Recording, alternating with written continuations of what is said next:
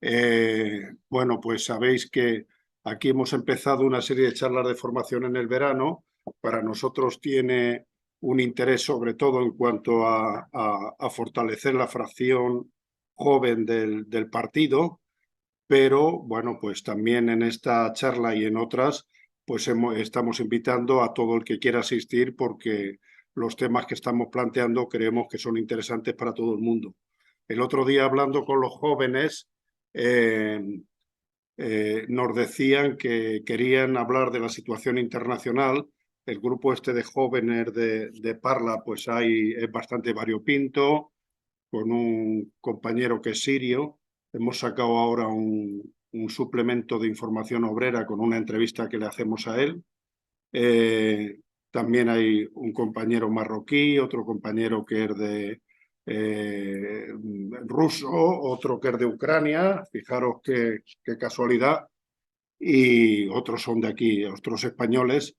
Y entonces, pero tienen mucho interés en el tema internacional y entonces, como además está surgiendo todo el tema de la crisis de África, que ahora es Níger, pero ya sabéis que anteriormente pues han sido otros países, pues estuvimos hablando de la posibilidad de hacer esta discusión, porque si hay algo que podemos resaltar es que hay mucha confusión.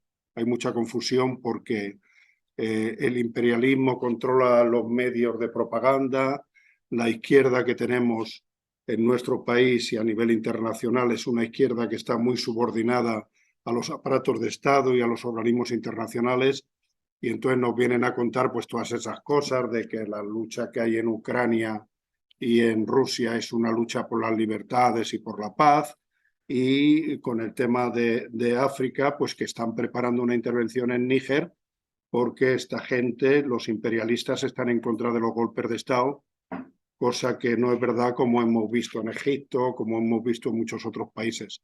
Entonces la situación es dramática y nos interesa tener claridad y es por eso por lo que hacemos esta reunión. Hay una serie de textos, algunos ya os los hemos enviado y si necesitáis alguno, pues como todos tenéis mi contacto, solo hace falta que me lo pidáis y yo mando los otros documentos, aparte de declaraciones de todo tipo que están hechas desde la internacional. También tenemos varios documentos, por ejemplo, ahora va a salir la próxima revista de La Verdad, que es la revista internacional de la Cuarta, y viene un artículo que yo creo que además es muy interesante porque viene situando el problema de Níger en el contexto internacional y el problema de África también. Entonces, bueno, simplemente termino y ya le doy la palabra a Ángel, señalando muy importante la participación en estos debates. Entonces, por favor, intervenir, no tengáis ningún problema. Si alguien tiene dudas, nadie ha nacido con las cosas aprendidas, pues que las pregunte o si tiene alguna diferencia que la manifieste, porque lo más importante de la formación es la participación. Si no, pues haríamos tutoriales, los pondríamos en la web y el que quiera que los oiga y ya está, pero entendemos otra manera de hacer la política, de construir organizaciones, etcétera, etcétera. Entonces, bueno, por mi parte nada más, Ángel, cuando quieras pones el micro y bueno, saludaros a todos los que estáis por aquí y, y vamos a ver si pasamos este sábado de agosto caluroso de la mejor manera. Ángel, cuando quieras. Bueno, buenas tardes a todos. Bueno, os hablo en estos momentos y no es una anécdota, estoy en París y lo digo esto porque la cuestión, los acontecimientos de Níger no son una cuestión secundaria, forma parte de hecho de la política nacional francesa por las relaciones de hecho coloniales que aún existen entre este país y Francia, como con toda una serie de países, particularmente del África del Oeste, que eran antiguas colonias políticamente de Francia, se independizaron en los años 60, pero el imperialismo francés sigue manteniendo relaciones de subordinación. Es por eso que Aquí, de hecho, es un problema de política interior, prácticamente, ¿eh? Y me explicaré en el detalle posteriormente. En segundo lugar, me parece que no se puede situar lo que está ocurriendo en Níger o en África al margen de la situación mundial. De hecho, la guerra que tuvo una etapa cualitativa distinta después del 24 de febrero del 2022, cuando las tropas de Putin invadieron Ucrania. Esta guerra, que es formalmente una guerra europea, tiene un alcance mundial y ha servido como acelerador y, digamos, de todos los conflictos a escala internacional. De hecho, es difícil separar o no ver las relaciones de un conflicto con otro. Os doy un ejemplo que no tiene nada que ver en apariencia ni con Europa ni con África. Sabéis que desde el 1 de julio, 1.200 soldados norteamericanos llegaron a Perú. Llegaron a Perú a petición del gobierno actual, un gobierno producto de un golpe de Estado, el gobierno de Dina Boluarte, y el argumento que utilizó la general en jefe Richardson del Ejército de Comando Sur de Estados Unidos es que la presencia norteamericana militar era necesaria en Perú para contrarrestar la posible influencia de Rusia o de China. O sea, se utiliza, de hecho, el enfrentamiento que hay en Ucrania para justificar la política del imperialismo a escala mundial, pero al mismo tiempo expresa cómo el conflicto abierto, la guerra abierta en Europa, está acelerando y agravando todos los conflictos a escala internacional. Es el segundo aspecto que quería resaltar. El tercer aspecto, si vamos al hecho concreto de Díger, ¿eh? Que después desarrollaré más en lo que está ocurriendo en el conjunto de África, no solo ahora, sino con las referencias históricas que considero necesarias. ¿Qué ocurrió el 26 de julio cuando el núcleo central del ejército de Níger, un ejército que es un ejército importante, que tiene 40.000 soldados relativamente bien entrenados, entrenados por los oficiales franceses, entrenados teóricamente en la lucha contra el terrorismo? ¿Qué ocurrió? De hecho, fue una revolución de palacio.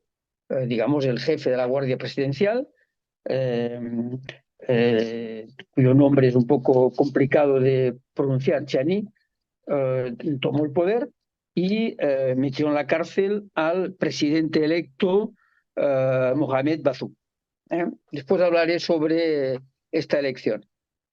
Eh, digamos, fue de hecho un golpe de palacio, un golpe como formalmente ha habido muchos, no solo en la historia de África, digamos algo que ha ocurrido y ocurre internacionalmente. Sin embargo, este golpe de palacio suscitó dos reacciones muy importantes. Por un lado, las declaraciones de la Junta Militar que se constituyó, la CNSP, la Comisión Nacional en Defensa de la Patria, como se llama este grupo de militares, acusó al gobierno anterior de Mohamed Bazoum de corrupción y de, digamos, ceder ante la intervención, ante la presencia, de hecho, militar de Francia. O sea, se planteaba digamos, un discurso patriótico en defensa de la soberanía nacional contra la venta del país, el saqueo del país por parte del imperialismo. Eso provocó una reacción ante una buena mayoría de la población que se manifestó en todo el país contra el régimen anterior. Y lo visteis, por ejemplo, en el meeting que hubo en el estado deportivo principal de Niamey.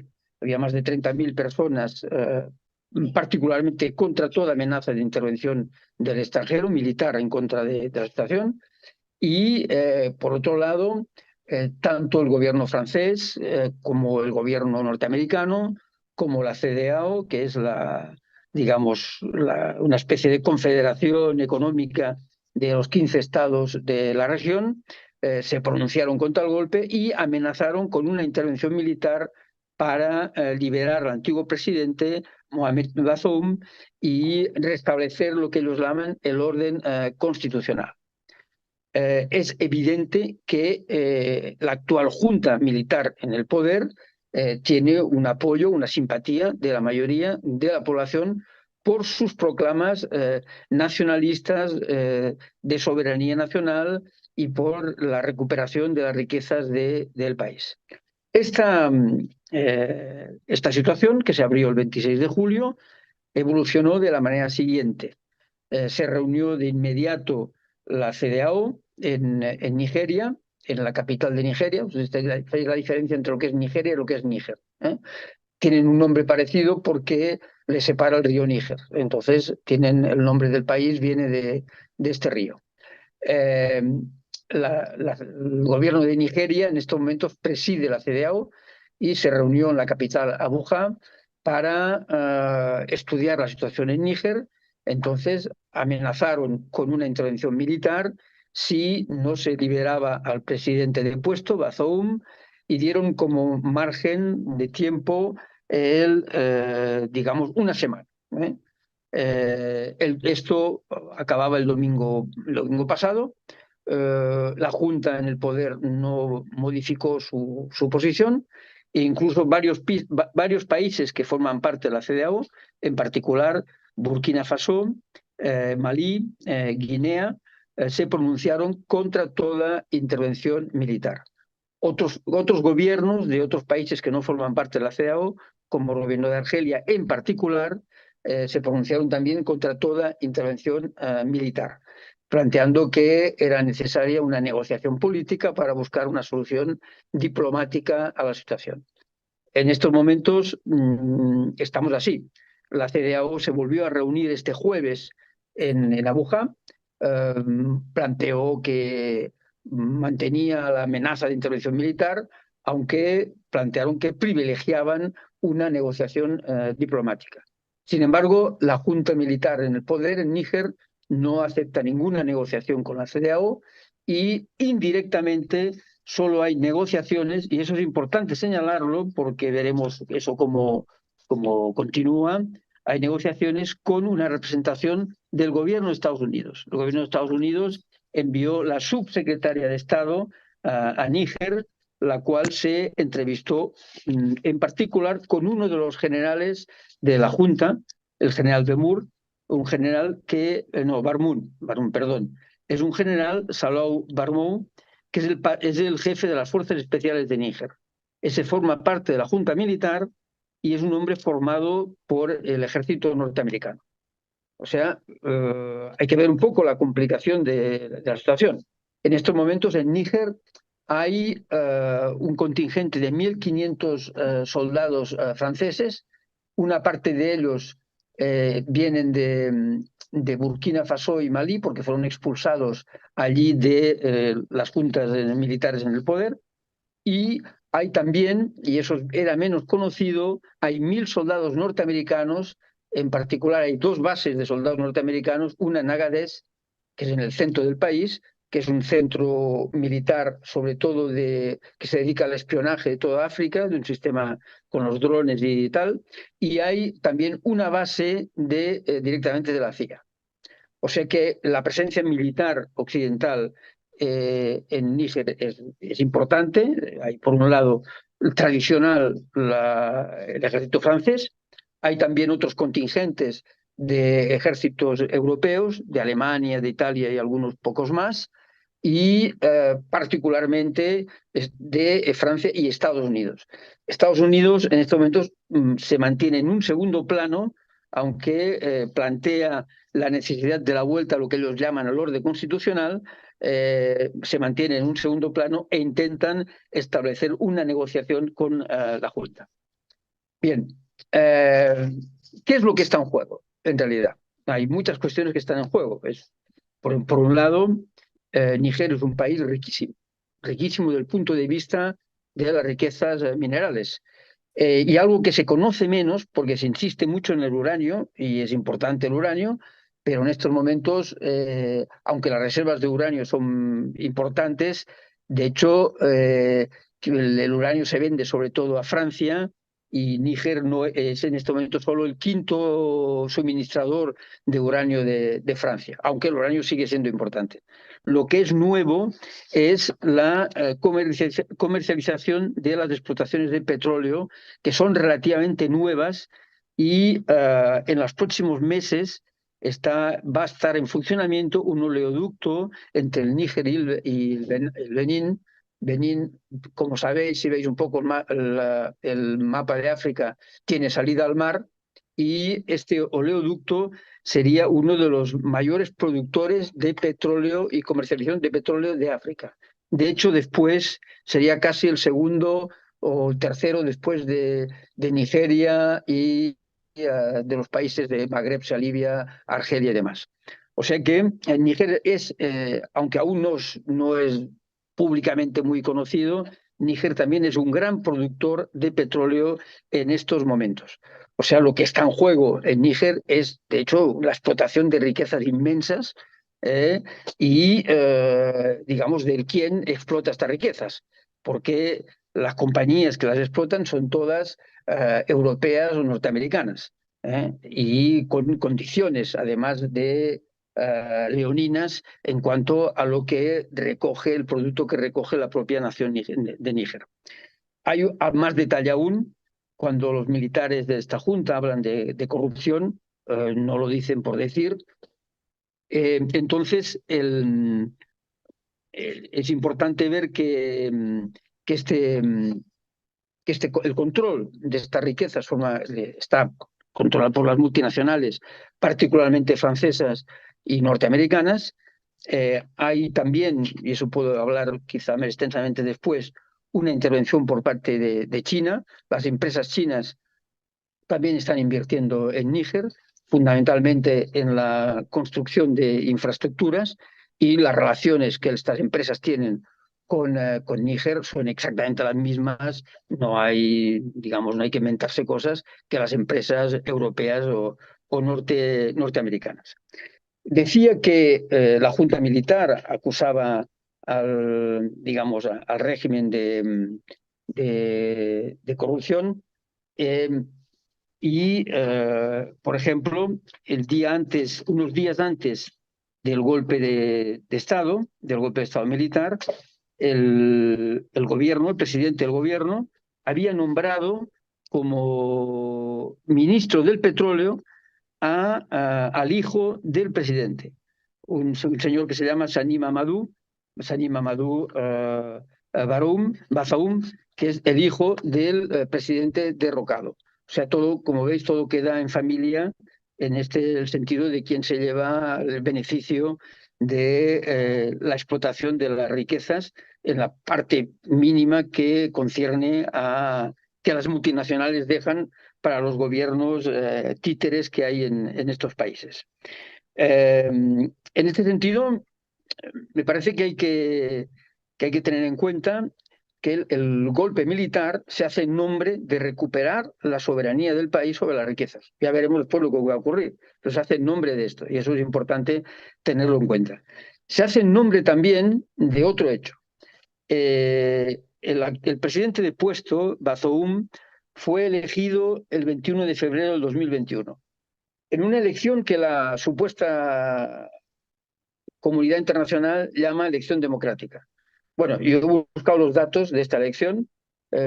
Digamos, Níger es un país con 25 millones de habitantes. Estaban inscritos electoralmente solo 7,5%, perdón, 7,5 millones de los 18 millones que tendrían que estar inscritos, y votaron 5 millones. O sea que el señor Bazoum fue elegido ni siquiera por el 10% de la población, en función también de la manera como fue hecho el censo electoral. Eso es lo que llaman elecciones democráticas. Bueno, ya sabemos, digamos, en muchos sitios lo que se llaman elecciones democráticas, pero, digamos, en este caso es más que ridículo hablar de elecciones democráticas y de restablecer la legalidad constitucional, como todos los gobiernos europeos y el gobierno norteamericano están planteando. En la campaña electoral, el señor Bazoum planteó que era imprescindible que las tropas francesas salieran del país. O sea, hizo en buena medida la campaña electoral sobre la base de, con un lenguaje nacionalista, planteando la salida de las tropas francesas. Una vez fue elegido, volvió a restablecer y reafirmó, de hecho, la presencia de las tropas francesas en el país. De hecho, las tropas francesas no son simplemente unas bases militares. Las tropas francesas hacen y deshacen.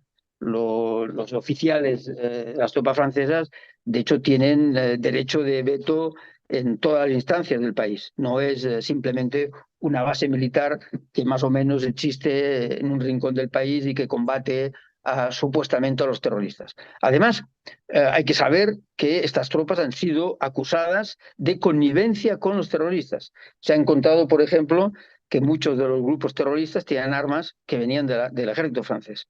O sea, algo que algún día se sabrá exactamente. Estos grupos armados que están sobre todo en la frontera entre Níger y Nigeria, de diferente signo, en que se mezclan grupos Boko Haram de contrabandistas y demás, en nombre de qué actúan, quién los arma y quién los sirve.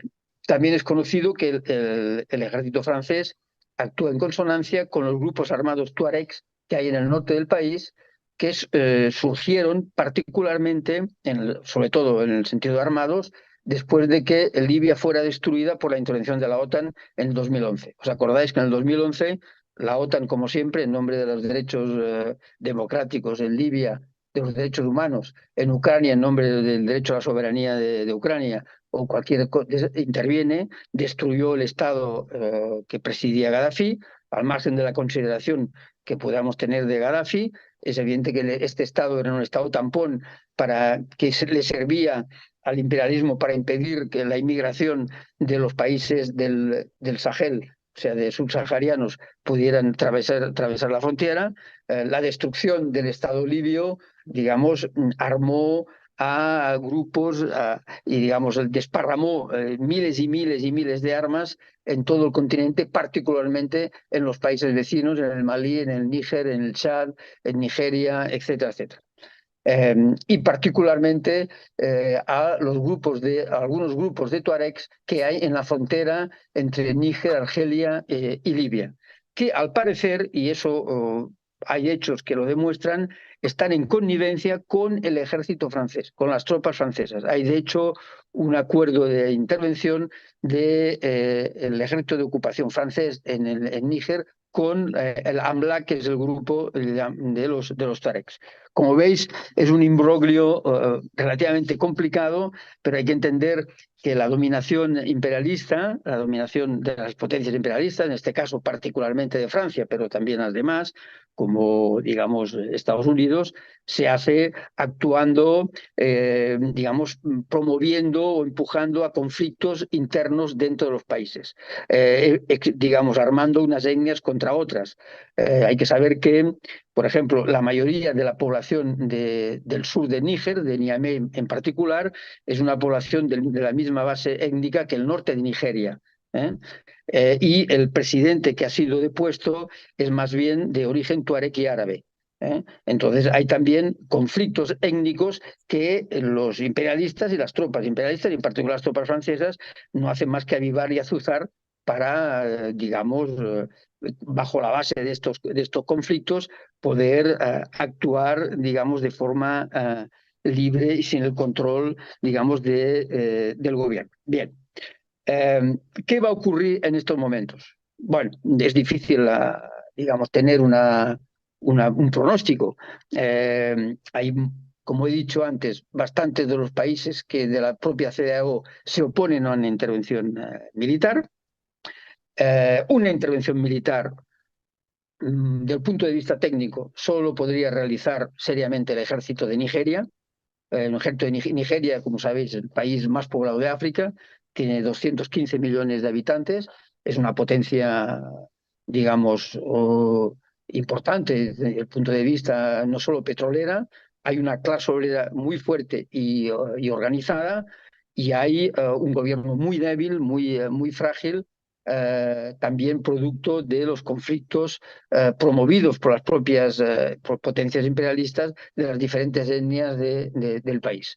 Como decía, el norte de Nigeria tiene la misma población que el sur de Níger y en particular de la capital, Niamey. No es por casualidad entonces que todos los senadores que son del norte de Nigeria votaran en contra de toda intervención militar. O sea, el Senado de Nigeria ha votado en contra de la posibilidad de una intervención militar, por mayoría, y en particular toda la región del norte.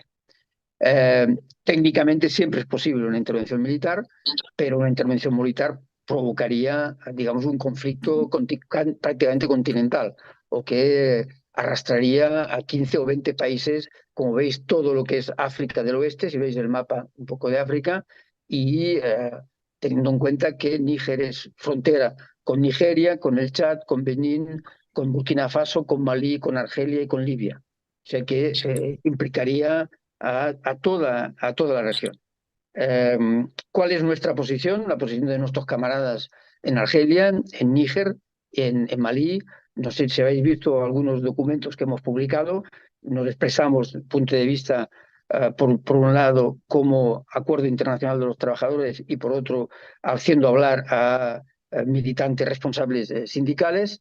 Es evidentemente contra toda intervención militar y porque el pueblo de Níger pueda decidir él solo sobre qué gobierno y qué instituciones quiere. Eso yo creo que es una consigna válida para todo el continente y es la que tenemos que apoyar también desde Europa y a escala internacional. Bien, a mí me gustaría, no quiero hacer más pronósticos sobre lo que va a ocurrir. Estamos acompañando los acontecimientos. Vamos a enviar a todos los documentos que nos llegan desde allí, porque es importante conocer la voz de los africanos y de las organizaciones africanas. No es un problema que desde Europa demos lecciones sobre lo que hay que hacer o dejar de hacer, sino ver un poco lo que dicen las propias organizaciones africanas. Eso es lo más importante. Vamos a publicar la semana que viene tomas de posición de organizaciones de otros países, del Togo, del Benín, de Burkina Faso, de Costa del Marfil, de África del Sur, de Marruecos, etcétera, etcétera, etcétera, para ver un poco cuál es el planteamiento que estamos realizando y, de hecho, la toma de posición y movilización que estamos intentando generar en África y a escala internacional. Como sabéis, estamos preparando un congreso de la Cuarta Internacional, un congreso que se realizará el mes de febrero, y la cuestión africana, sin duda alguna, estará en el orden del día como un elemento central, sobre todo cómo ayudar a los trabajadores y a los pueblos de África a su emancipación, a la lucha contra contra la dominación imperialista, contra el saqueo de las riquezas de sus países. Bien, ese es un aspecto que os invito a discutir, a reflexionar, pero quería que se hace referencia a otras cuestiones, un poco yendo más hacia la historia. Realmente África es un continente que ha sufrido las mayores calamidades, no calamidades naturales, sino las calamidades producto de la dominación imperialista y de la política de los gobiernos imperialistas europeos. Simplemente os voy a dar algunos datos. En el año 1600, África representaba el 30% de la población mundial. A inicios del año 1800, África representaba el 20% de la población mundial. En el año 1900 representaba el 10% de la población mundial. Hoy, en estos momentos, hacia el último estudio, digamos, el último censo, África tiene alrededor del 14% de la población mundial. Se modificó de 1900 ahora, ¿por qué? Porque las independencias, sobre todo las que se dieron en los años 60, significaron un desarrollo, aunque fuera limitado, digamos, de desarrollo económico, relativamente, aunque la dependencia de las potencias imperialistas continuó, pero hubo un mínimo desarrollo económico y social, lo cual hizo crecer, aunque de forma limitada, incluso la población en los diferentes países africanos. Como sabéis, hay 55 países africanos. Solo hay 2 países africanos que no han conocido una dominación a término, continuada, colonial, que han sido Etiopía y Liberia. Etiopía fue invadida por los italianos, pero eso duró unos pocos años. O sea que solo hay, de hecho, 2 países que no han sido colonias directamente de las diferentes potencias imperialistas. Al tiempo que representa poco menos del 15% de la población mundial, África tiene más del 30% de las riquezas minerales. Y casi la misma proporción de tierras cultivables y riquezas acuíferas. O sea, África es un continente riquísimo por sus capacidades materiales naturales. ¿Cuál es el obstáculo para su desarrollo? El obstáculo de su desarrollo solo tiene un nombre, que es la dominación imperialista, que es la imposición, digamos, de saqueo imperialista que dura desde hace siglos y que se mantiene, bajo otras formas, se mantiene en estos momentos. En ese sentido, es bueno recordar como mínimo una parte de la historia. Yo sé que es muy largo explicar toda la historia, pero hay algunos hechos que sí que me gustaría recordar. Sobre todo, tres etapas fundamentales. En 1415 empieza, de hecho, la conquista de África por parte de, en aquel momento, del imperialismo portugués. Portugal, un pequeño país, pero que tuvo un desarrollo imperialista importante. Y desde 1415 se empiezan a implantar, de hecho en África, no solo en África, pero en este caso en África, lo que son ciudades que sirven de factorías. Por ejemplo, en Marruecos, Ceuta. O sea, contrariamente a los franquistas y algunos que se pretenden de izquierda en España, Ceuta no es una ciudad, nunca ha sido una ciudad española ni en su origen. Es una ciudad que fue arrebatada a Marruecos por parte de Portugal en 1415. De hecho, Portugal empezó a desarrollar la trata negrera, o sea, la explotación no solo de la mano de obra, sino, digamos, la transformación en esclavos de una buena parte de la población, digamos, africana. La trata negrera fue desarrollada después por Francia, por los Países Bajos, por Inglaterra, también por España. Digamos, fundamentalmente estos países, durante 3 siglos, mirad lo que digo, 3 siglos, vaciaron de la población joven, activa, en mejor salud, de una buena parte del continente africano. No se conoce en la historia de la humanidad ninguna barbarie de este tipo, equivalente a este tipo. Durante 3 siglos hubo trata, lo que llaman trata atlántica. ¿Para qué servía, digamos, esta trata? Fundamentalmente para explotar las nuevas tierras de los nuevos continentes de América, digamos, de los grandes países de América Latina, del norte, del centro y del sur.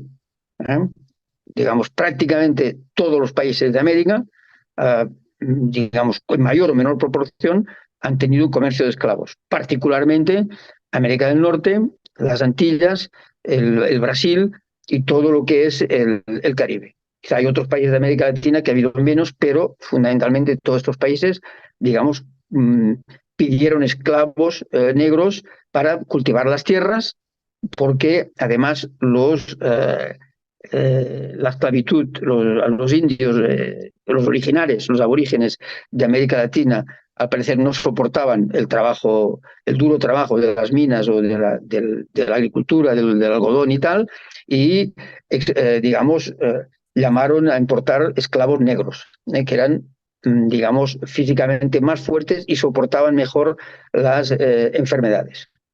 Lo digo esto porque eso incluso fue justificado por la Iglesia. Si os acordáis de la controversia de Valladolid de 1550, digamos, ahí la Iglesia decide que los indios de América tienen alma, o sea que pueden ir al cielo y por tanto no pueden ser esclavos, pero no se dice nada de los negros, que es una, de hecho, justificación de la trata de negros. Digamos, el hecho de que alrededor de 20 millones, en lo que se calcula, aunque es difícil tener una cifra exacta, de africanos jóvenes, hombres y mujeres, fueran trasladados y convertidos en esclavos, trasladados en condiciones, digamos, extraordinariamente penosas en los barcos y tal, en los barcos negreros. Varios millones murieron en el camino, murieron por enfermedades, por hambre, por miseria y tal. Pero eso vació el continente y destruyó las naciones africanas que existían. Contrariamente al mito occidental, habían verdaderas naciones africanas, naciones en un estado de desarrollo, digamos, lo que sería equivalente del feudalismo en Europa, o sea, que vivían sobre todo de la agricultura y del comercio, incluso con moneda propia. La trata negrera, con los conflictos armados que eso significó, destruyó prácticamente todas las naciones, particularmente de lo que es los 20 países y más, incluso también del centro de África, sobre todo de la costa oeste, que eran los más poblados. También algunos de la costa este, como Mozambique, que, como sabéis, fue colonia portuguesa hasta la Revolución de Abril del 74. Por lo tanto, hay toda una primera etapa de destrucción del continente africano organizado por las potencias imperialistas para conseguir mano de obra más que barata para producir, digamos, para la extracción de minerales en los países americanos, para la producción también agrícola y en particular de algodón, que después era reexportado a los países industrializados de Europa, particularmente la Gran Bretaña, o sea, formaban parte del inicio y facilitando lo que después fue la revolución industrial. Podemos decir que en la constitución del capitalismo, digamos, la explotación de la mano de obra esclava, digamos, es un elemento de la acumulación capitalista, en los términos en que planteaba Marx. El capitalismo tiene, de hecho, podemos decir, este pecado de nacimiento, que una buena parte de la acumulación primitiva se hace sobre la base del trabajo esclavo y sobre la otra base de la sobreexplotación de los trabajadores en Europa, incluso del trabajo infantil. Conocéis, digamos, si habéis leído a Engels, como la explicación que da sobre la situación en Inglaterra y sobre la sobreexplotación digamos, del trabajo asalariado en este caso, pero que se conjuga, digamos, con la explotación del trabajo esclavo. Digamos, el origen de la acumulación capitalista es este, no es otro. Es importante tenerlo en cuenta para caracterizar incluso el modo de producción capitalista. Si vamos más lejos, podemos decir que no es comprensible, por ejemplo, la construcción de ciudades y, por ejemplo, de Lisboa, de Nantes, de Burdeos, de Cádiz, de Liverpool, de Sevilla, digamos, la gran construcción de estas ciudades, si no es producto, digamos, de las riquezas que genera la explotación del trabajo esclavo, y por tanto los beneficios que esto genera. Hay algo que, por ejemplo, es menos conocido y yo como catalán no lo puedo explicar, que, digamos, los capitalistas catalanes intervinieron en la trata de negros. Por ejemplo, se calcula que trasladaron digamos, alrededor de 600.000 negros a Cuba y a la República Dominicana, y una buena parte de las fortunas de las familias tradicionales catalanas vienen de la trata de negros también. No diré nombres porque hay hombres políticos hoy y no porque ahora tengan una posición política determinada, pero una buena parte de las fortunas de algunos de hombres políticos hoy en Cataluña vienen de los beneficios de la trata de negros. Por ejemplo, una buena parte de la construcción del ensanche de Barcelona es producto de la explotación colonial y producto de la trata negrera. ¿Cómo es? Eso es un aspecto muy importante de la historia de África, porque significa una buena parte la destrucción del continente e impedir que ese continente tuviera un desarrollo económico normal, aunque fuera capitalista, como tuvo Europa. Quiere decir que el desarrollo capitalista de Europa y de Estados Unidos se hizo en detrimento, digamos, de la situación no solo en América Latina, por un lado, sino en particular en África.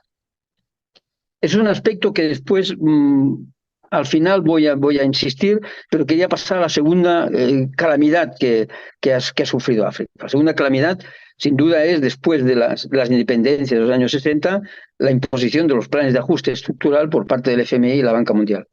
O sea, las independencias que políticamente digamos, existieron, sin embargo, no significaron las dependencias económicas, se constituyeron estados con muy pocos medios y se endeudaron muy rápidamente y significó, de hecho, que todo lo que se consiguió en la independencia en cuanto a conquistas de servicios públicos, códigos del trabajo, estatutos de los trabajadores en todos estos países, de hecho, esto fue eh, digamos, empezó a ser puesto en cuestión con los planes de ajuste que se iniciaron en los años 70, si os acordáis. Y el último aspecto, que sería una tercera gran calamidad en la situación actual, es la forma que toma hoy, en los últimos años, la dominación neocolonial, fundamentalmente promoviendo los conflictos étnicos armados. De hecho, no hay ningún conflicto armado en África que no haya intereses económicos detrás. Por ejemplo, un gran país de África como es lo que era el Congo belga, lo que es, digamos, hoy el Zaire, vive una guerra permanente, prácticamente desconocida. Hay más de 6 millones de muertos en los últimos 15 años, una guerra que se mantiene, que sigue y tal. Y de hecho es una guerra azuzada por las multinacionales que se reparten las riquezas de este país. Es uno de los países más ricos de todo el continente y, digamos, significó, perdón, ¿se me oye? Sí, sí. Eh, Es que significó, se te va la imagen. digamos, que el mantenimiento de una guerra. Mientras que Ángel se reconecta, cuento yo dos cosillas de lo que estaba contando del Congo, Sí, por no estar esperando. me parece bien. Bueno, a Valentín creo que lo conocéis casi todos, pero ha vivido en Getafe muchos años y ahora está exiliado en Linares. Pero bueno, y seguimos en contacto, colabora con nosotros en algunas cuestiones y sobre todo ha escrito un libro sobre Portugal, la Revolución Portuguesa, aparte de otras cosas. Y como ha vivido también en Lisboa, pues yo creo que conoce un poco todo el tema del colonialismo que estuvo en la base de la Revolución de los Claveles también. Y hablando con él el otro día, también quedamos en que contase un poquito sobre la situación en el Congo. Así que venga, ánimo, adelante, Valentín. Vale, aprovecho así, relleno un poco, ¿no? Sí, Bueno, solo lo que estaba diciendo, un poco la historia de lo que estaba diciendo de los conflictos que siguen hoy en el Congo y un poco el origen, ¿no? En 1885 hubo una conferencia en Berlín, donde allí delante de un mapa de África se repartieron de forma casi geométrica, como veis en los mapas, se repartieron África y ahí crearon una cosa que llamaron paradójicamente el Estado Libre del Congo. Sin embargo, fue un Estado que se entregó como propiedad privada, no a Bélgica, sino al católico rey Leopoldo II de Bélgica, y se dio como una propiedad privada. Hizo una explotación tan terrible del tema de la minería, con la esclavitud que hablaba Ángel hace un momento, donde se cortaba a las personas, a los niños, incluso a las mujeres, a los hombres, se les cortaba una mano, se les cortaba un brazo, cuando no habían cogido suficiente de lo que estuvieran cogiendo, el mineral o lo que fuera, ¿no? Y hay infinidad de documentos gráficos con cientos de personas con los brazos, con los pies cortados por no haber recogido suficientes minerales. La situación era tan terrible que al final hubo quejas internacionales y el rey Leopoldo le cedió en 1908 la propiedad del Congo belga, a Bélgica. Mejoró un poquito la cosa, pero siguió habiendo trabajo forzado, es decir, cuando en una zona del país hacía falta mano de obra, pues se les quemaban en las chozas del otro sitio y se les llevaba, y esto además no solo en el Congo, también en lo que decía Jesús de Portugal, en las colonias portuguesas pasaba igual. Oye, ¿qué hace falta mano de obra en tal zona? Pues llevamos a dos tribus del sur al norte y se les quemaba las tierras, se les llevaba para allá, se les llevaba con los familiares para que no pudieran huir. O sea, se tenía en cierto modo semipresos a las mujeres de los trabajadores o a los hijos para que así no pudieran huir. Kagame. Y esa situación siguió hasta que en 1955, más o menos, bueno, lo que ha contado Ángel del tema es curioso de cómo ha descendido la población en África. O sea, en 10 años de este periodo de dominación, en estos años que he dicho, la población del Congo disminuyó en un 50% y la esperanza media de vida nunca llegaba a los 40 años de los indígenas de allí. Las condiciones eran terribles. Hay historiadores que llaman a estos episodios el holocausto olvidado, ¿no? Por la historia, ¿no? Estos fenómenos. Entonces, en 1955 empieza a haber ya un movimientos en toda África de carácter liberación y allí se crea el movimiento nacional congoleño que lo crea Patrice Lumumba, ¿no? En 1900, y entonces Patrice Lumumba, hay unas elecciones en 1960, en mayo del 60, y Patrice Lumumba es nombrado primer ministro democrático del Congo. Hace un discurso tan incendiario cuando toma el poder que hay muchos analistas que dicen, este está, y como luego pasó, firmando su sentencia de muerte, porque hace un discurso de carácter nacionalista, de devolver la soberanía al pueblo, de devolver la democracia, porque hasta entonces no había ninguna institución democrática en el Congo, y sobre todo de hacer mejoras sociales para ayudar a la gente más humilde, ¿no? El discurso debió ser tan explosivo que Bélgica inmediatamente lo que hace es que apoya la secesión de una zona muy importante del cono, del sureste, que es la zona de Katanga, que además era la zona más rica, para seguir garantizándose así, lo que ha explicado Ángel, garantizándose la explotación de las minas que hay en la zona de Katanga. Ángel, ya te paso un momento la palabra, acabo ya. Bueno, lo que ocurre es que efectivamente no está en el gobierno ni un año. Al año la CIA, o sea, Eisenhower, además todo esto, lo bueno que hay con el tiempo que ha pasado es que todo esto está documentado en los documentos del Pentágono, y es decir, no recurrimos a gente que no está documentada, sino que los propios documentos oficiales del Pentágono está esto documentado. Eisenhower le da la orden al jefe de la CIA, a Dulles, de que hay que cargarse a este tío. Y entonces, efectivamente, el jefe de la CIA nombra a Carlucci, a un agente de la CIA, para que se encargue de que asesinen a Lumumba. Y insisto, pues no llega ni al año en el gobierno, le asesinan y ponen al general Mobutu, que ha sido hasta el año 1999, que tuvo que huir y se refugió en Marruecos, pues un general sanguinario que ocasionó al Congo, siendo un país riquísimo, una deuda impresionante, mientras que él se llevó para Marruecos pues miles de millones de dólares, ¿no? Y bueno, esto ha sido muy común en todo África, aunque ha sido quizá el tema más sangrante, pero en las colonias portuguesas, como ha dicho Jesús, yo también he leído bastante sobre eso, pues esas situaciones se había. Y ya una anécdota final, dos anécdotas finales para que Ángel continúe. Una era que este Carlucci que os he dicho, o sea, el agente de la CIA que se encarga de organizar el asesinato de Lumumba, este es el que nombra a Estados Unidos embajador. En vez de nombrar a un diplomático, le nombra embajador en Lisboa cuando se produce la revolución de los claveles, para que acabe con la revolución, lo que además consigue. Lo hizo también estos golpes de Estado, que también estuvo colaborando con los golpistas en Brasil.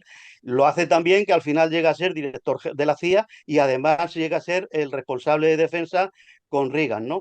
Y bueno, y la segunda anécdota es que justo el año pasado, en junio, a los familiares de Lumumba, el gobierno belga les entregó un diente, que es lo único que se pudo recuperar del cadáver de este hombre. Y nada más, ya dejo a Ángel, y simplemente era un poco por rellenar el hueco y por dar algunos datos más de las salvajadas que ha hecho Occidente en África, y que por eso, aunque es un país, como ha dicho Ángel, tremendamente rico, pues no es capaz de salir de la miseria, porque todas sus riquezas se las llevan el resto o sea, los países occidentales, cada uno el dominio. Y muchas veces estas guerras y estos golpes de Estado, yo creo que Ángel ya lo ha dejado un poco intuir cuando ha hablado de Estados Unidos, porque el general ese que ha mencionado es un hombre que tuvo una formación militar en Estados Unidos. A veces es simplemente porque Estados Unidos quiere recuperar o quiere ganar protagonismo en aquellos sitios donde a lo mejor es otro país el que está siendo el influyente. Y nada más, perdona Ángel, era solo por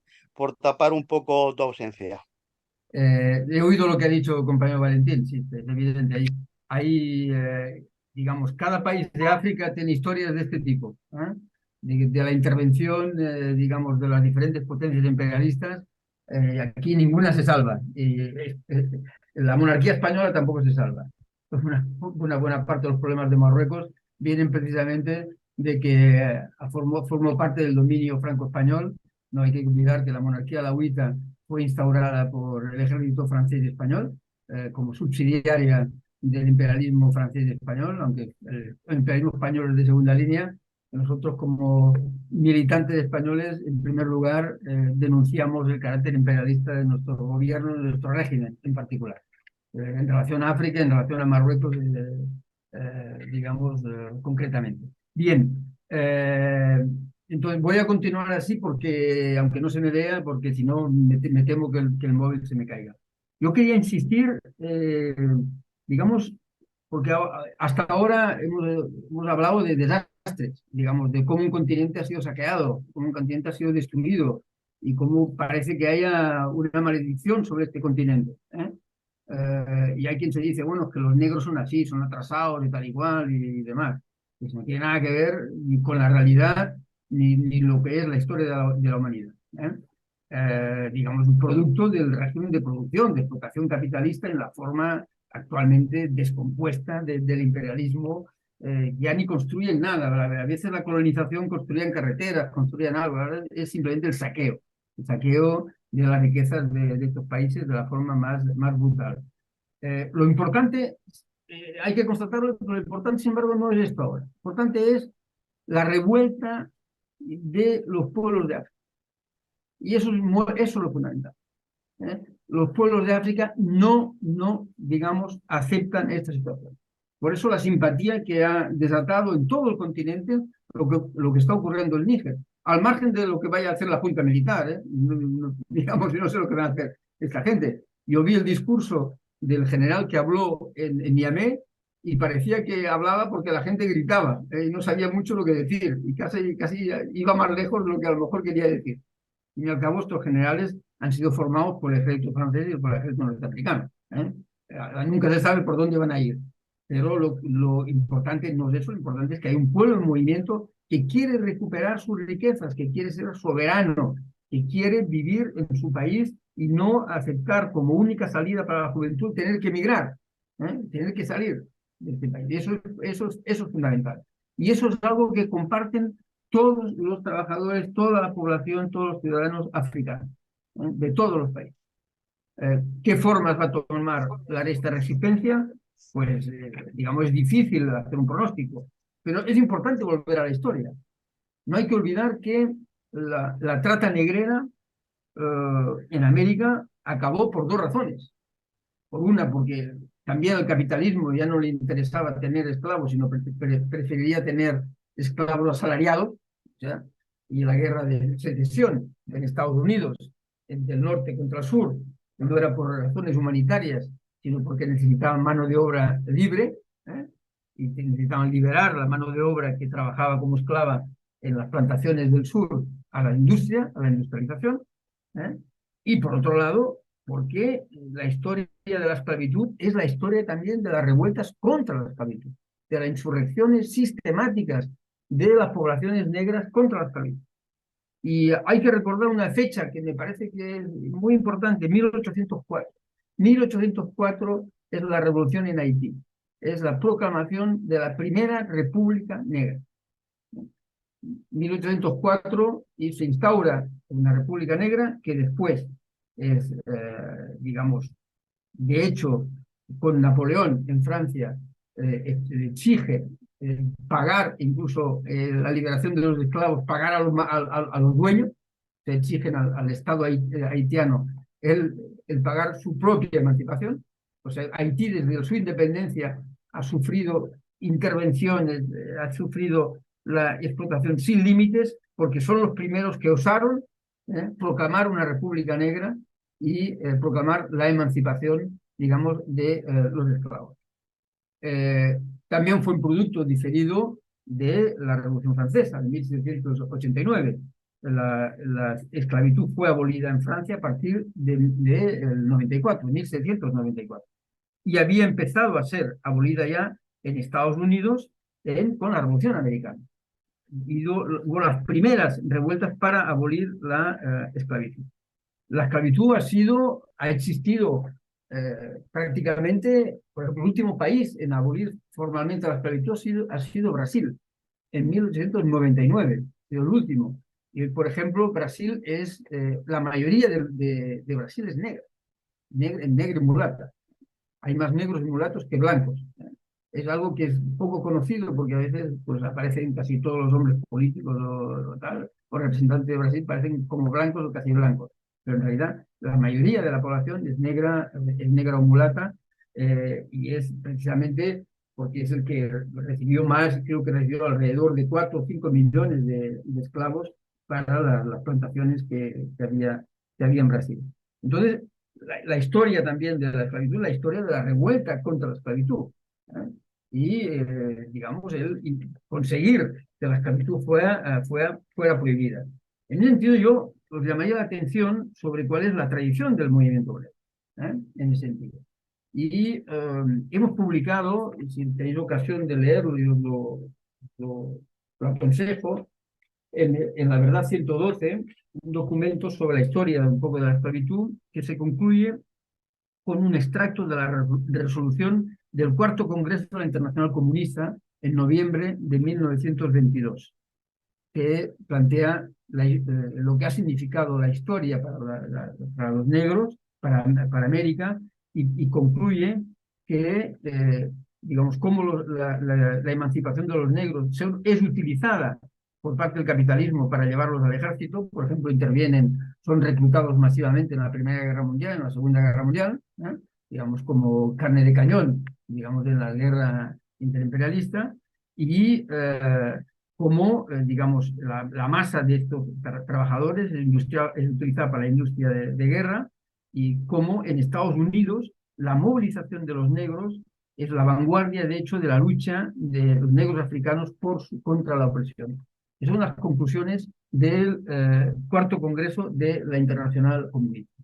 Hoy ha pasado prácticamente un siglo, y sin embargo vemos que la cuestión de los negros en América sigue siendo una cuestión, digamos, sin resolver. Formalmente hay igualdad de derechos, pero en la práctica no es verdad. En la práctica el nivel de paro, de miseria, incluso de población carcelaria, que una tercera parte son negros, cuando no forman parte más del 13 o 14% de la población, digamos, sigue habiendo un problema, digamos, un problema es consustancial del desarrollo capitalista en Estados Unidos, que es la opresión particular de los negros. Eso es lo que se planteó, lo que planteó Trotsky en los años 30, de la lucha por la construcción de un partido obrero en Estados Unidos, la construcción de un partido negro, digamos, aliado con el partido obrero. Y es algo que estoy intentando hacer una formulación práctica en estos momentos, pero es algo que sigue pendiente. Y en particular la relación que hay de la lucha de emancipación de los negros en América con la lucha de los pueblos africanos por liberarse de las cadenas de la dominación imperialista. Y me parece que eso es un punto esencial para, digamos, nuestra reflexión y nuestra batalla política, no solo en el Estado español, sino a escala internacional, porque hablamos del punto de vista de la lucha por la internacional, que somos simplemente una sección en el Estado español de la internacional. Y por eso, para nosotros, digamos, ayudar a los camaradas africanos que combaten en las condiciones en que combaten es algo de primer orden, es algo esencial. Y yo con eso quería, perdonar la introducción, quería, digamos, pararme aquí para abrir el debate. Y ha sido un poco largo, pero me parece que permite desarrollar el debate, y os lo invito a ello. Muy bien, gracias Ángel. Entonces abrimos el debate. Como he planteado antes, animaros a intervenir, a preguntar, también si no estáis de acuerdo, pues plantear lo que creáis conveniente, y para ordenar el debate, pues pedir las palabras. Empieza Omar, que habla desde aquí, desde Getafe.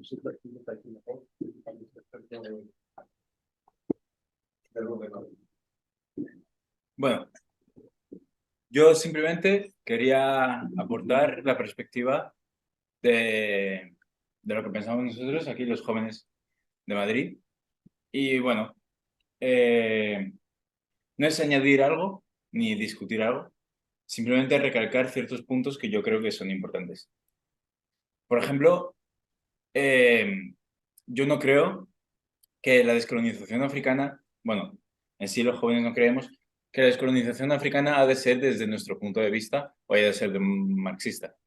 Es decir, nosotros creemos que hemos de respaldar o apoyar los gobiernos populares que se formen en contra de los intereses imperialistas norteamericanos, tanto europeos.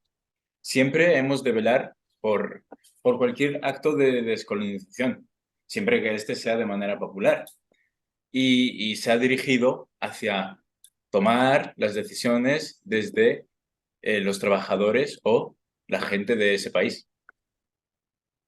La soberanía popular ha de ser una base que hemos de constatar siempre que haya este tipo de crisis o este tipo de situaciones que se generen en los países asiáticos, latinoamericanos, africanos mayoritariamente. Todo lo que se ha visto desde la prensa occidental, nosotros lo rechazamos totalmente.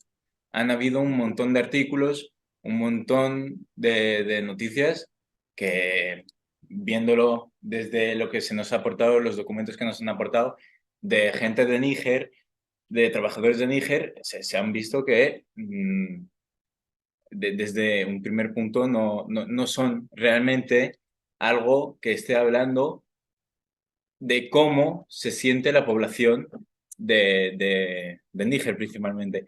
Aunque, pues como ya dijo Ángel antes, esto ya ha ocurrido en Mali, Burkina Faso y Guinea. Respecto a la CEDEAO, nosotros pensamos que al final es una institución que es como la OTAN, la Unión Europea y estas instituciones que bloquean la soberanía de los países, principalmente que son débiles ante los problemas imperialistas. Entonces, aunque la gran parte de estos países que participan en la CEDEAO han rechazado la intervención militar, han de proclamar una eliminación de la CEDEAO porque es que ni siquiera es creada por ellos mismos. Esto es evidente. También hay un punto que no se ha tocado, que es que el franco CFA, que es la moneda de África Occidental, que se lo impuso el gobierno francés cuando, en la época de la descolonización, el franco CFA son las esposas que atan a los ciudadanos africanos occidentales. También hay un franco, hay una moneda en Centroáfrica, que es básicamente igual. Tiene un valor que va acompañado del euro y realmente ellos, su fuerza de producción y el valor que aportan no se ve retransmitido en ninguna de las maneras, ni monetaria ni económica. Entonces, este franco, creemos, o esta moneda, ha de ser eliminada y que cada país adopte de una manera su sistema monetario, o aunque sea pues comunitario al fin y al cabo. Y también en la prensa occidental no se habla, por ejemplo, es un golpe de Estado que ocurrió en 2011, si no me equivoco, de Abdel Fattah Sisi en Egipto, que al fin y al cabo hablan mucho de los golpes de Estado de Níger, Mali, pero Abdel Fattah Sisi, que sirve a los intereses imperialistas, sirve a los intereses de Israel, en ningún momento se les han mostrado contrarios ni hay artículos criticando su régimen. También lo ocurrido en Libia en 2011, por la caída del revolucionario Gaddafi, los gobiernos o la guerra civil siempre se ha pintado como una liberación derrotada, que no tiene ningún tipo de perspectiva que realmente nos esté enseñando qué es lo que ocurre realmente. Siempre que sirva a los intereses, se ve claramente que es que no hay un punto de vista real en los europeos que diga las cosas tal y como son. Todo sirve al Banco Mundial y al FMI.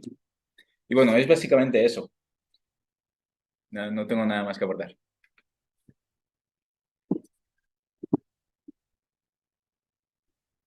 Bueno, pues gracias, Omar. No sé si hay alguna palabra más. Bueno, lo único que a mí me ha parecido muy completa la intervención de Ángel y también muy interesante lo que ha planteado Valentín. Y si cogemos los países de África uno por uno, vamos a encontrar todos los datos. Ya habéis visto que en la convocatoria de esta charla ponemos un mapa, el mapa de la mapa colonial de principios del siglo XX, y lo que se ve claramente es que no hay ningún país independiente, pero es que si hacemos ahora el mapa, pues sigue siendo parecido, aunque es verdad que ha habido elementos de ruptura, de enfrentamientos, tal, pero ya hemos visto que el imperialismo, en el momento en que algún pueblo ha intentado ir más lejos de lo que ellos quieren, pues enseguida van a intervenir militarmente, como está ahora planteando Francia y otra serie de países con el tema de Níger. Y bueno, pues la realidad es que no va a haber gobiernos populares ni va a haber ruptura con el imperialismo si no es, para empezar, sobre la base de echar no solo a los ejércitos y a las tropas europeas, americanas, etcétera, de África, sino también a las multinacionales que están expoliando las riquezas. Había un economista que decía en el siglo XIX que si los países dependiesen de sus riquezas, Congo sería la primera potencia mundial y sería un país que viviría en paz y con bastante riqueza. Y sin embargo, el último país del mundo sería Japón, que viviría miserablemente y estaría continuamente en guerra. Entonces, nada más que tenemos que ver cuál es la situación. Hay otro mapa con las riquezas, un mapa de África con las riquezas en cada país. Y esa es la clave, esa es la clave. Es decir, África no se desarrolla porque hay un interés de las multinacionales y del imperialismo en que no se desarrolle porque tienen que esquilmar sus riquezas. Y la única solución es romper con ellos. Y la única solidaridad con África es que nosotros, los que no estamos en África, estamos en países europeos, Estados Unidos, combatir contra nuestro propio gobierno. Ahí la hoja esta que hemos sacado con lo de la inmigración y la entrevista que le hacemos al compañero sirio, explica, fijaros ahora qué golfería hay en la Unión Europea, porque dicen, bueno, vienen los africanos a Europa, ¿por qué vienen? Y claro, vienen, no sé, podrían venir a por lo que les hemos robado o a por lo que les han robado, porque yo no les he robado nada, a por lo que les han robado las multinacionales, ¿no? Podrían venir a por eso. Y sin embargo, pues están muriendo por miles en el mar, acosados muchas veces por las tropas estas de Frontex o por las tropas de los distintos países. Y hoy Meloni, la presidenta de Italia, la reaccionaria presidenta de Italia, que acaba de hacer un llamamiento a las ONGs para que le ayuden a frenar la inmigración, acaba de decir que necesita 400.000 emigrantes para los 2 próximos años. Pero claro, no decir, mientras los está matando en las orillas de Italia, por otro lado necesitan 400.000 solo para Italia. El acuerdo que acaba de hacer la Unión Europea para emigrantes habla un cupo de 30.000 emigrantes, 30.000, imaginaros. Solo Italia necesita 400.000 en 2 años. Bueno, pues esos 30.000 hay países como Polonia, Hungría, etcétera, que no quieren aceptarlo. Entonces les han puesto como una especie de sanción para que no se queden los emigrantes que le corresponden, pues que tenga que pagar ese dinero. Pero es una vergüenza, porque hablar de 30.000 inmigrantes cuando en Turquía hay 4 millones de inmigrantes, de ellos 3,5 millones sirios, es una vergüenza. ¿De qué están hablando de acoger a inmigrantes? gobiernos criminales. La Unión Europea actúa criminalmente contra los inmigrantes. Y entonces, y están dándole dinero a Turquía, pero también a Marruecos y también a Túnez, para que impida que la gente venga hacia Europa. Y en el concreto el gobierno de Túnez coge a los inmigrantes y los lleva al desierto y los deja sin agua. Son criminales y hay que llamar las cosas como son, pues aquí tenemos un gobierno muy progresista, pero es un gobierno que está colaborando, que tiene a un criminal de ministro, al Marlaska muy vinculado a las torturas anteriormente contra los vascos y tal, y que hoy en día es responsable de la política migratoria que ha tenido su ejemplo más claro en Melilla, allí cuando han permitido la muerte de decenas de inmigrantes, etc. Eso es lo que hacen. Entonces, luchar contra ellos es luchar en África para echar a las tropas, pero es luchar también en Europa contra nuestros gobiernos por la retirada de las tropas y tal, como están haciendo los compañeros franceses, por ejemplo. Más palabras. Ahora bajo la... Hola, buenas tardes. Buenas tardes. Antonio desde Tenerife. Quisiera introducir un tema. En primer lugar, disculparme porque me conecté tarde a esta reunión, entonces no sé si este asunto que quisiera destacar se ha tratado ya. Igual sí. Pero me parece interesante introducir una variable en el análisis que se está planteando sobre la realidad africana, que sería el de asimilar, aceptar un poco el estatus político que procede del colonialismo de las potencias europeas en África, lo que ello supone. Porque puede llevar a un análisis quizás no demasiado profundo de las realidades africanas, de las luchas que están teniendo lugar allí, de las reivindicaciones políticas, culturales, sociales que se puedan estar dando en diferentes zonas. Me refiero concretamente al caso de los tuareg, ¿no? Los tuareg han estado luchando desde hace décadas por su autodeterminación. El problema principal radica en que los tuaregs actualmente se encuentran divididos, se encuentran separados en diferentes fronteras estatales, ¿no?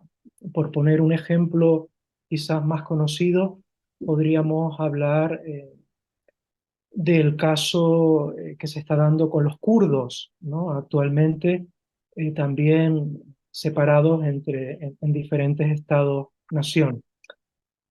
Entonces, los tuaregs se expanden por diferentes estados, como son Níger, Mali, Argelia, Burkina Faso también, y desde hace décadas ha habido diferentes levantamientos, reivindicaciones políticas que han sido manejadas, manipuladas, ignoradas también por el colonialismo europeo y fundamentalmente por el francés, ¿no?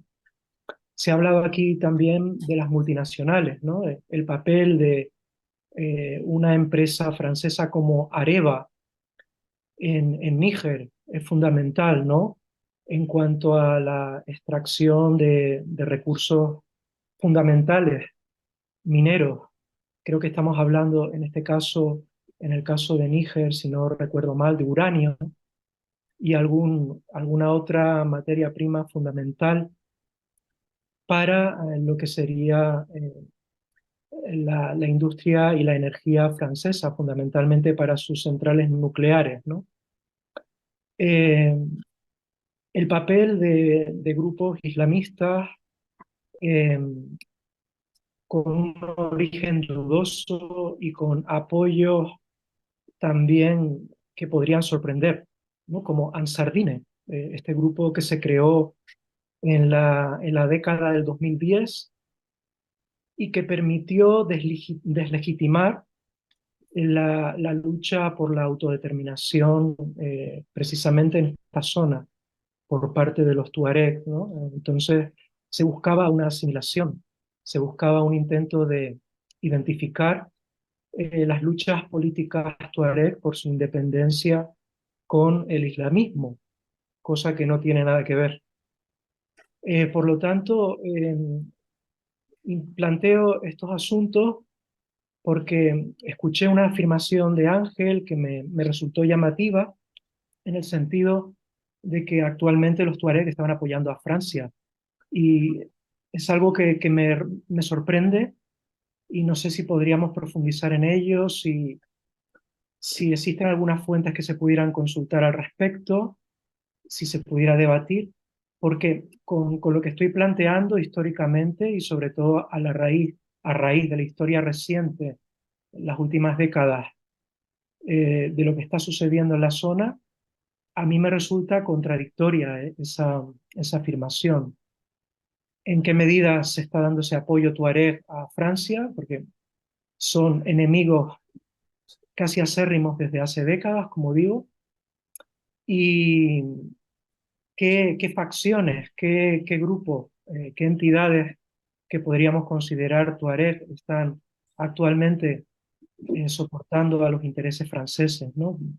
Es algo que me sorprende y no sé si se podría profundizar en ello. Y ya por último, eso, animar a intentar, por parte de las organizaciones políticas europeas, superar el marco político dejado, que es legado del colonialismo, intentando avanzar en un apoyo al derecho de autodeterminación de pueblos que legítimamente están reclamando la construcción de nuevos marcos acordes a ser sujetos colectivos de soberanía como son, ¿no? En este caso, los pueblos tuareg. Pues muchas gracias. Esto era lo que quería compartir. Gracias a ti, Antonio.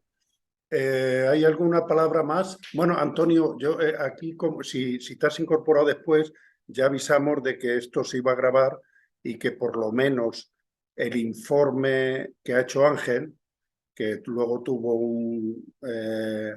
una interrupción, pero que eso yo creo que luego en la edición se puede arreglar, lo colgaremos para que veas un poco que parte de lo que has planteado tú se había hablado antes para que lo conozcas y tal, pero bueno, me parece bastante interesante tu reflexión.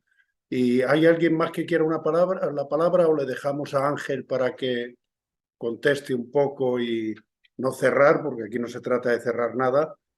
Sí, Jesús, ¿me escuchan? Félix, te escucho perfectamente. Habla, Félix. Sí, ¿qué tal? No, sí, bueno, saludar primero que nada y una preguntita, yo creo que hay un tema que me parece interesante y que el compañero Ángel no trató.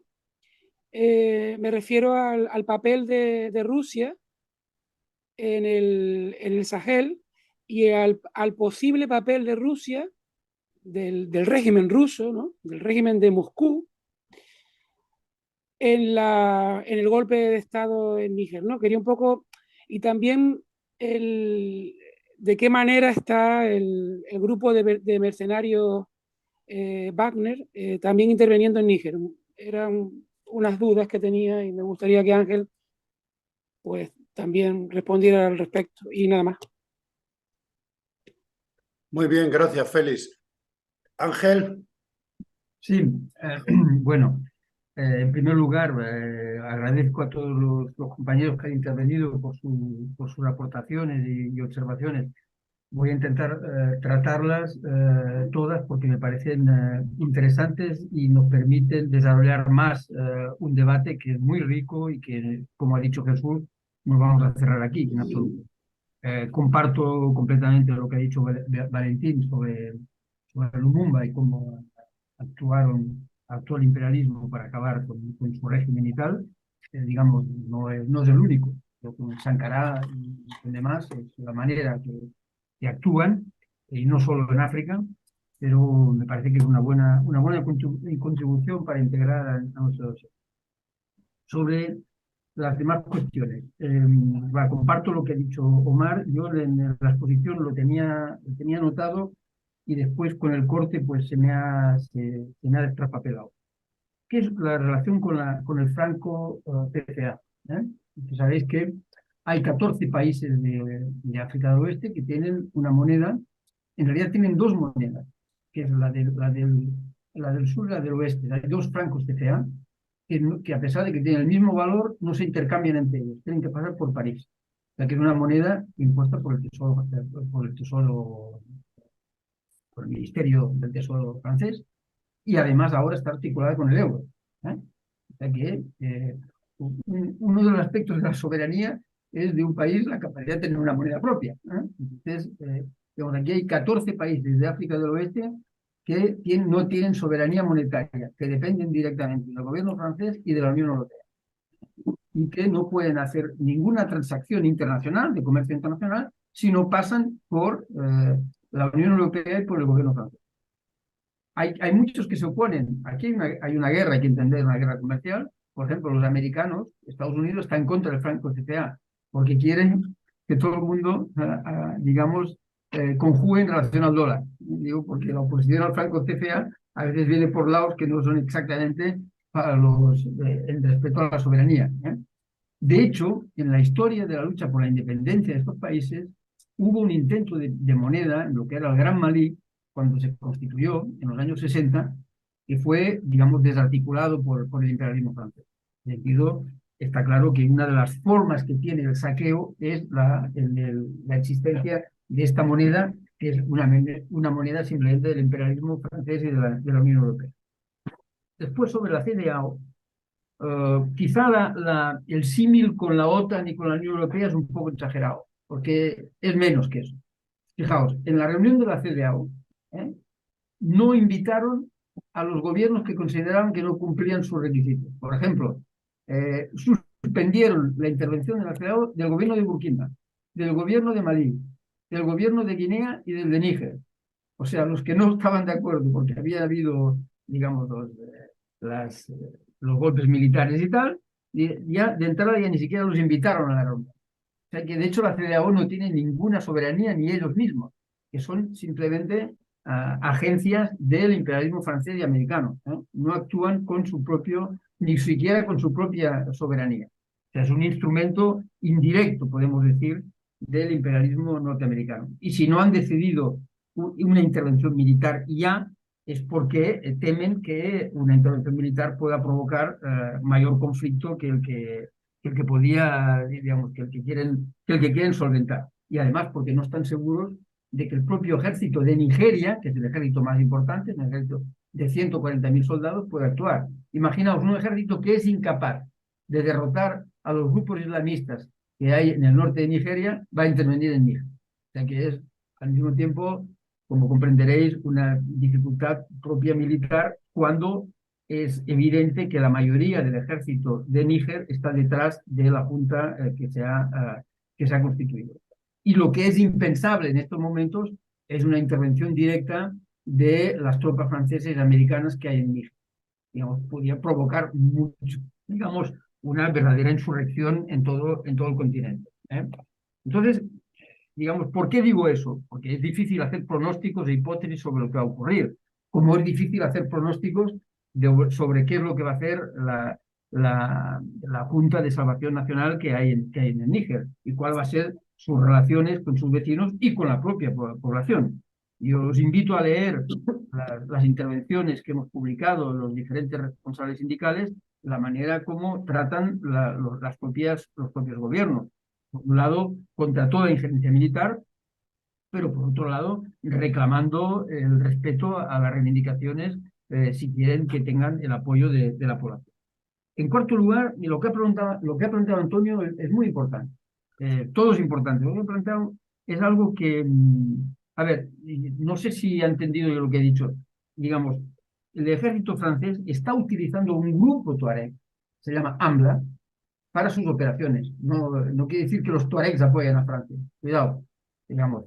Como ha dicho él mismo, los grupos de tuaregs han sido manipulados por unos y otros. Por ejemplo, Gaddafi tenía una guardia de tuareg.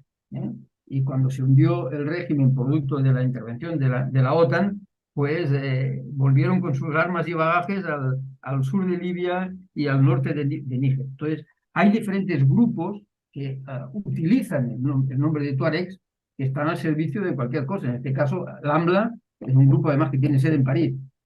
Están actuando codo con codo con las tropas francesas. Eso no tiene nada que ver con las reivindicaciones a los derechos de los tuaregs, que es una población, digamos, que existe, como ha dicho Antonio, en varios países. Yo no tengo una posición tan clara de que quieren constituir un Estado. Digamos, yo no me atrevería a decirlo eso, y sobre todo no me atrevería a hablar en su nombre. Son poblaciones nómadas y que no creo que tienen, aunque tienen sus derechos, y esos derechos no son reconocidos por ningún régimen, ni por el régimen argelino, ni por el de Níger, ni por el de Malí, ni por el de Burkina Faso. Y es evidente que nuestro planteamiento, que es un planteamiento de una federación de estados soberanos, digamos, de África, tiene que reconocer todas las minorías que existan, y sobre todo minorías que están por detrás, por encima, transversalmente de las fronteras, que no olvidemos que son fronteras producto de la colonización. Fronteras impuestas, una cosa que me he olvidado antes que quería exponer, en 1884, en la conferencia de Berlín, las potencias imperialistas europeas se repartieron África. Y son las fronteras de aquel momento.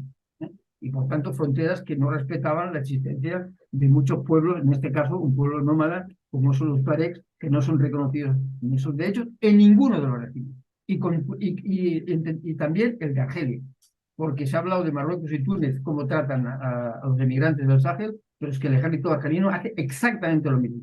Podéis leeros las declaraciones de nuestros camaradas en Argelia, el Partido de los Trabajadores, de cómo denuncia cómo se expulsa de las fronteras a los que intentan atravesar Argelia para llegar a Europa. No hay una diferencia en el sentido de trato por parte de la monarquía alauita, del régimen militar o presidencial de Argelia al de Túnez en relación a los emigrantes de subsaharianos. Y en quinto lugar, lo que ha planteado Félix. Bueno, hay una campaña, quizá menos en España, pero en Europa y en Estados Unidos, de que detrás de la Junta Militar de Níger están los rusos. Bueno, ahora hay algún problema, detrás está Putin. Entonces, bueno, eso es falso. Eso es falso. El propio secretario de Estado norteamericano tiene que reconocer que Rusia no tiene nada que ver con el golpe del 26 de julio, aunque claro está, quieren sacar provecho. Es normal.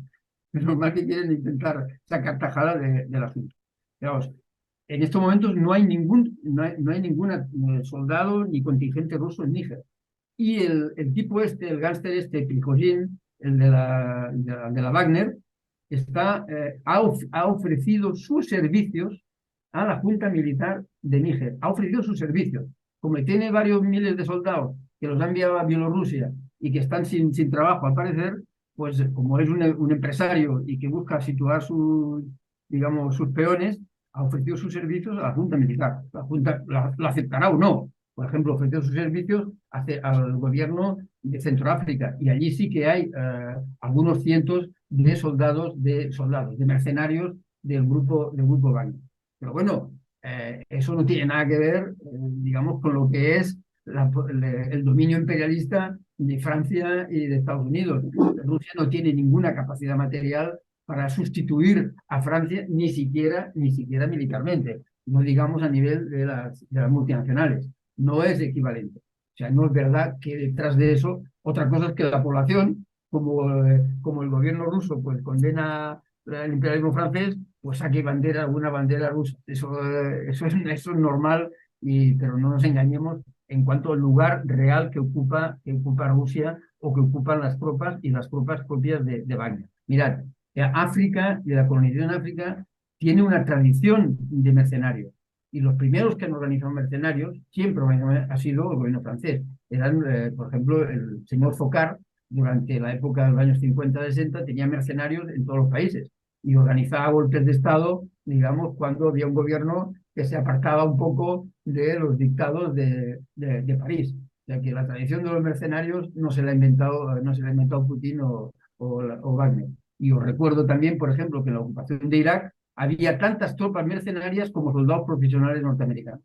O sea, digamos, la cuestión de los mercenarios, yo sé que en la prensa occidental imperialista aparece como si fuera un invento, una barbarie que hacen los rusos, pero es realmente algo que tradicionalmente ha existido y que digamos, de forma moderna, sigue existiendo, y la cuestión de Wagner es más el espantapájaros que utilizan para decir que son agentes digamos, de Putin o demás.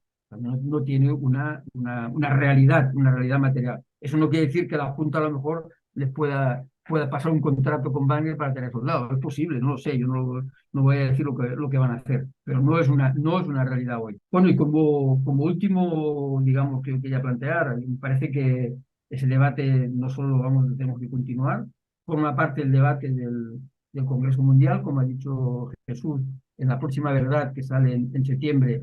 Hay de nuevo un documento sobre la situación actual en África, un poco explica mejor de lo que he dicho yo, digamos, digamos, el contexto histórico, el contexto particular en el que hay la crisis en estos momentos, y sobre todo cuáles son las formas que toma la lucha por la emancipación de los trabajadores y los pueblos africanos, que forma parte para nosotros de la Revolución Mundial. Muy bien, Ángel, ¿has terminado? Sí. Bueno, pues entonces, gracias a todos por vuestra asistencia y sobre todo el esfuerzo de en un día como hoy, el haber asistido a la reunión. Como he comentado antes y como siempre para nosotros, decimos eso, que no nos lo hemos inventado nosotros, de que no hay práctica revolucionaria sin teoría revolucionaria. La formación para nosotros tiene algo que ver, no es una actividad académica, sino sobre todo para ayudarnos a intervenir, a luchar, a combatir, a seguir tirando para adelante. Y bueno, desde ese punto de vista, pues espero que haya servido para algo de esto. A ver si había por aquí alguna nota de alguien, porque como no controlo yo mucho esto. Pero bueno, si no hay nada más, pues dejamos aquí la reunión